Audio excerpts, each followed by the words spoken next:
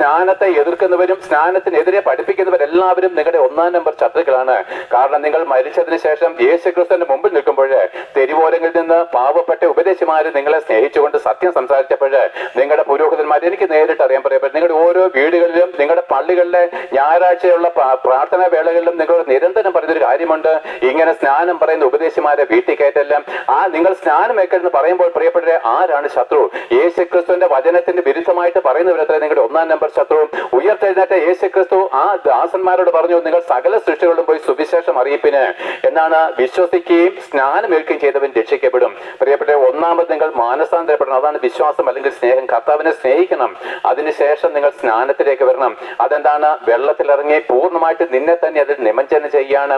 അങ്ങനെ സ്നാനമേറ്റ ഒരു മനുഷ്യൻ നിന്നെ യേശുക്രിസ്തുവിന്റെയും പിതാവിന്റെയും പുത്രന്റെയും പരിശുദ്ധാത്മാവിന്റെ നാമത്തില് നിന്റെ ഇഷ്ടപ്രകാരം നീ വിളിച്ചപേക്ഷിച്ചിട്ട് നിന്നെ വെള്ളത്തിലേക്ക് താഴ്ത്തുമ്പോൾ ആദമിന്റെ പാപസംബന്ധമായിട്ട് നീ മരിച്ചുവെന്നും ആ വെള്ളത്തിൽ നിന്ന് ഉയർക്കുമ്പോൾ നീ പരിശുദ്ധാത്മാവിനെ പ്രാപിച്ച ആ ക്ഷണത്തിൽ നിനക്ക് പരിശുദ്ധാത്മാവിനെ കിട്ടും. നീ എന്താണ്? ദൈവത്തിന്റെ മകനും വിശുദ്ധനുമായിട്ടാണ് വെള്ളത്തിൽ എഴുന്നേറ്റ് വരുന്നത്.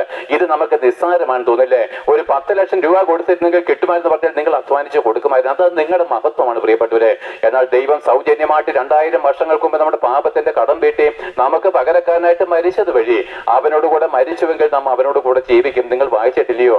യേശുക്രിസ്തുവിന് ഭൂമിയിലില്ല. അവനിന്ന് യെരുശലേമിൽ ആ കള്ളന്മാരുടെ നടുവില് അവിടെ എന്താണ് ആണിമേൽ തൂങ്ങിക്കിടക്കുന്നുമില്ല. അവൻ മരിച്ചടക്കപ്പെട്ട് 3-ാം നാൾ ഉയർത്തെഴുന്നേറ്റ് സ്വർഗത്തിലേക്ക് കയറിപ്പോയവന് ഇപ്പോൾ സ്വർഗത്തിലാണ്.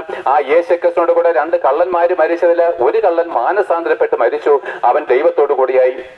അതേ സ്വഭാവമുള്ള മറ്റേ കള്ളൻ മാനസാന്തരപ്പെടാതെ മരിച്ചു. അവൻ നരകത്തിലേക്കും പോയി. പ്രിയപ്പെട്ട കള്ളന്മാരേറ്റ സ്നാനമാണ്, ആ മരണമാണ് യഥാർത്ഥമായിരിക്കുന്ന സ്നാനം.